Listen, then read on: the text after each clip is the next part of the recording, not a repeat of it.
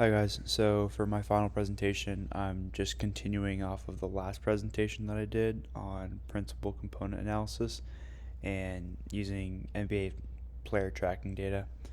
So I just want to give a quick description of the data. For this presentation, I took a full season's worth of NBA player tracking data. That was 87 games, I believe, worth of data, and I got this from specifically I got it from Connexon, but the origin of this data is from Hawkeye cameras that are installed in each of every NBA arena, and then from there, from the Hawkeye cameras, um, that data gets plugged into Second Spectrum and through their algorithms, and then Second Spectrum feeds it into Connexon, which is our load monitoring technology, and then Connexon runs it through their algorithms and computes distance, accelerations, all the different things that we're interested in, and then they connect to APIs through APIs to AMS products, and then they also give you a portal that you can export all this data through. So I just wanted to describe that really quickly.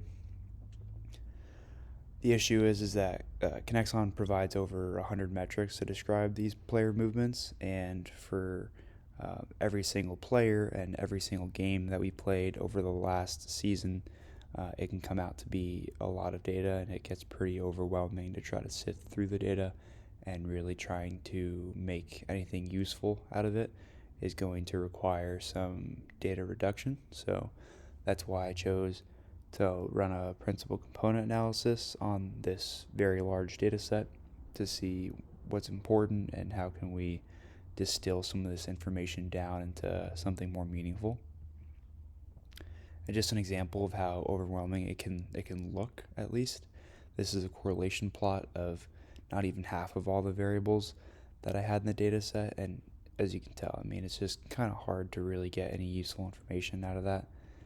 And looking at the top 40 highest ranked correlation values, you'll see that there's just a high degree of redundancy within the data set, because whichever one of these variables are matched are essentially telling you the same thing. So if you're looking at the top variables there, speed percent of max, and then speed max in miles per hour, they're basically the same exact thing. So why don't we just reduce it down to the same variable and then move on?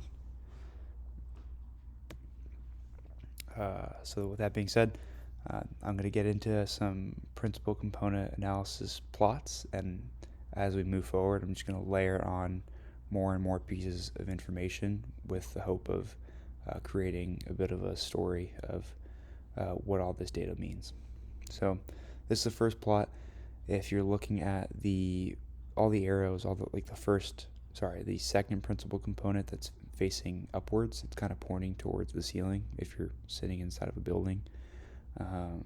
You'll see a lot of rate dependent metrics looking at high metabolic power, distance per minute, decel load per minute. What I'm trying to say is there's a lot of per minute values in this principal component, which to me signifies that it's more of a rate dependent component.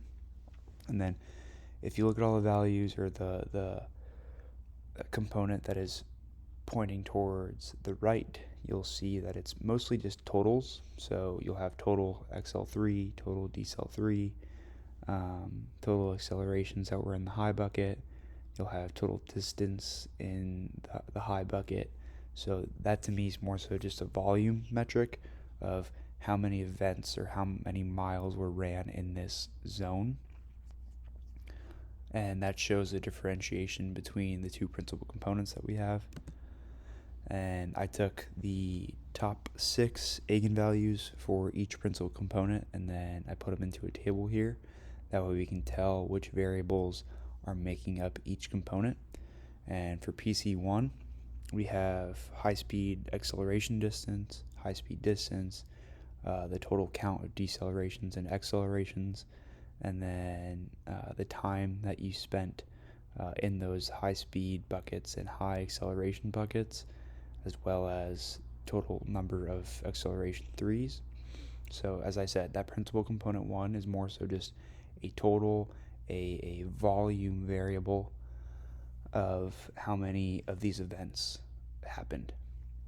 Principal component 2 is very much dependent on the rate at which those events happen, because all of these variables here that you see are dependent on time. So you have accumulated acceleration load per minute, decelerations per minute, sprints per minute, high speed and acceleration distance meters per minute, and then acceleration threes per minute. So again, principal component 1 is volume, principal component 2 is rate. And then this is just a simple scree plot kind of showing how we gain subsequently less and less information by each principal component. And right now we're looking at we're going to look at 2 principal components, which gives us a pretty good degree of information in this data set. And then this is the next PCA plot that I want to show, essentially just separating the 3 clusters, the 3 different groupings that we have. Each dot that you see represents a player. They're one player in this data set, so you can see how different the groupings are, and we do get a good degree of separation between these clusters. If I would have went with 4 clusters, there might have been a little bit more overlap, so I chose to keep it at 3. And then this is how the clusters differ with respect to each variable. I think it's pretty useful to look directly at decels load, which you can see kind of in the middle right below the cluster name. You'll see that cluster 3 is going to be the highest in a lot of these variables. So cluster 3 is highest in decel load, cluster 2 is lowest in decels load, and then cluster 1 is in the middle. And then another good variable to look at might be physio load here. Cluster 3 is highest, cluster 2 is lowest, and cluster 1 is right in the middle. Same thing with mechanical load. Cluster 3 is highest, cluster 2 is lowest, cluster 1 is right in the middle. Moving on, I wanted to do a kind of a positional analysis. Now, since this data was collected, we've transitioned from labeling the traditional basketball position labeling to now we just use 3 positions. We label guys as ball handlers, bigs, and wings, but for the sake of this data set, we still had some forwards in there, so I included forwards as well. And it's just interesting to see how you kind of have a lot of red down here in the bottom right of the graph. So a lot of the ball handlers are pretty high in that first principal component, the one where you're talking about totals. And then a lot of the wings are kind of in that upper right quadrant, if not kind of directly in the middle here, which means that they have a pretty good balance between PC1 and PC2. And then you'll see a lot of bigs and forwards lower in that first principal component, but still right around average, if not a little bit lower in that principal component too. So it's interesting to see the positional demands and the differences that each position shows in these different principal components. And then this to me is probably the most meaningful plot that I'll show.